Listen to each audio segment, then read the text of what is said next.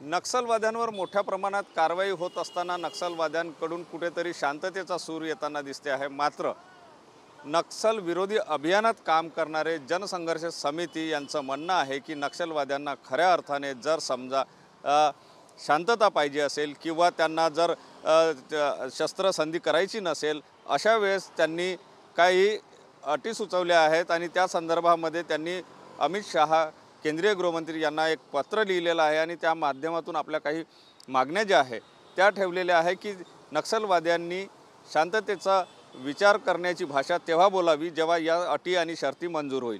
आपल्यासोबत जनसंघर्ष समितीचे दत्ता शिर्के आहेत।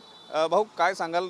तुम्ही मोठ्या प्रमाणात नक्षलवाद बघितला आहे, त्या ठिकाणी तुम्ही काम केलं आहे, नक्षल विरोधी चळवळीमध्ये तुम्ही काम करताय।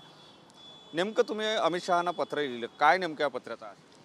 कसं आहे की आतापर्यंत या नक्षल्यांनी, या माओवाद्यांनी अनेक आदिवासी आणि दलित लोकांच्या हत्या केल्या। कीटकाप्रमाणे, म्हणजे कीटक जसे मारतात तशाप्रमाणे लोकांच्या निर्गुण हत्या केलेल्या आणि या अशा हत्या केल्यानंतर जेव्हा केंद्राकडून आणि राज्य शासनाकडून तीव्र कारवाई व्हायला लागल्या, यांचे पण लोक मरायला लागले, तर तेव्हा मग यांना असं वाटलं की नाही, हे कुठेतरी थांबलं पाहिजे, म्हणून मग सशस्त्र संधीचं पत्र त्यांनी टाकलं।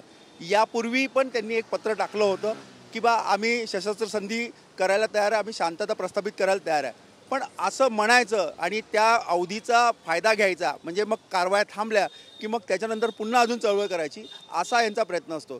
तर मग ह्या अशा संधी यांच्यासोबत करू नये, कारण आताही जे पत्र त्यांनी टाकलं त्याच्या दुसऱ्या दिवशीच त्यांनी हत्या केली आणि हत्याही कोणाच्या करताय? शिक्षादूतांच्या करताय, ज्या शिक्षकांचा काहीही दोष नसताना अशा निर्दोष लोकांच्या हत्या करताय आणि इकडे म्हणतात की आम्ही शस्त्रसंधी। म्हणून मग आम्ही केंद्रीय गृहमंत्री माननीय अमित शहाजींना पत्र लिहिलं आणि त्यांना म्हटलं आहे की यांना समजा यांच्यासोबत शांतता प्रस्थापित करायची असेल, यांच्यासोबत संधी करायची असेल, तर यांना अशा काही आम्ही अटी सांगलेल्या 5 अटी, त्यातली एक अट अशी होती आमची की येत्या 2 ऑक्टोबरला महात्मा गांधी यांची जयंती आहे, तर एक चांगला दिवस आहे, तर त्या दिवसाला राजघाटावर दिल्लीवर यांनी सगळ्यांनी यावं, तिथं आत्मसमर्पित करावं, आपले शस्त्र ठेवावं आणि त्यांनी सांगावं की आम्ही हा आता संविधानिक मार्ग स्वीकारणार आणि या संविधानिक मार्गाने पुढे जाणार आहोत। तर अशा प्रकारच्या अटी आम्ही सांगितलेल्या आहे आणि त्याच्यावर त्यांनी विचार करावा असं त्यांना म्हटलेलं आहे।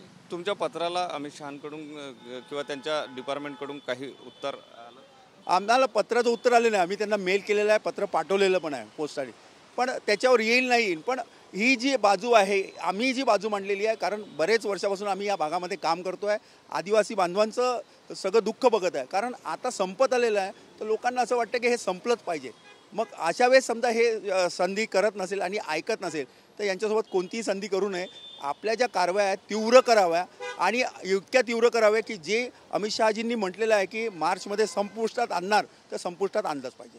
हा आतंकवाद्यांचा डाव तर नसेल की अशा प्रकारे आम्ही शस्त्रसंधी करतो किंवा आम्ही शस्त्र उचलणार नाही, तुम्ही पण शांततेचा मार्ग? हा एक प्रकारचा डावच आहे, कारण ते मला सांगा, ज्यांना शस्त्र संधी करायची, शांतता प्रस्थापित करायची असती, तर त्यांनी आतापर्यंत लोकांना म्हणजे पत्र टाकायचं, त्याच्या दुसऱ्या दिवशी हत्या करायची। यापूर्वी पण आणि काही वर्षापूर्वी पण त्यांनी असं पत्र टाकलं होतं आणि मग त्याच्यानंतर पुन्हा अजून तसंच केलं। मागेही त्यांनी पत्र टाकलं की आम्ही शांतता करायला तयार आहे आणि त्याच्यानंतर त्यांनी आपल्या कारवाया ही याच्यातून संधी बघत आहे। म्हणजे कसं आहे की हा पिरियड जाईल, या पिरियडमध्ये त्यांना इस्टॅब्लिश होण्यासाठी, प्रस्थापित होण्यासाठी, त्या भागामध्ये आपलं बरोबर व्यवस्थित ठिकाण मांडण्यासाठी, ठाव ठिकाणं व्यवस्थित करण्यासाठी ही एक चाल आहे आणि या चालला केंद्र सरकारने, राज्य सरकारने बळी पडू नये असं आमचं म्हणणं आहे। नक्कीच केंद्र आणि राज्य सरकारने नक्षलवाद्यांची जी ही चाल आहे त्याला बळी पडू नये अशा प्रकारे आणि त्यांना अटी शर्ती घालून द्याव्यात अशी मागणी केली जात आहे। Cameraman size Sunil Dhage, TV9 Marathi, Nagpur.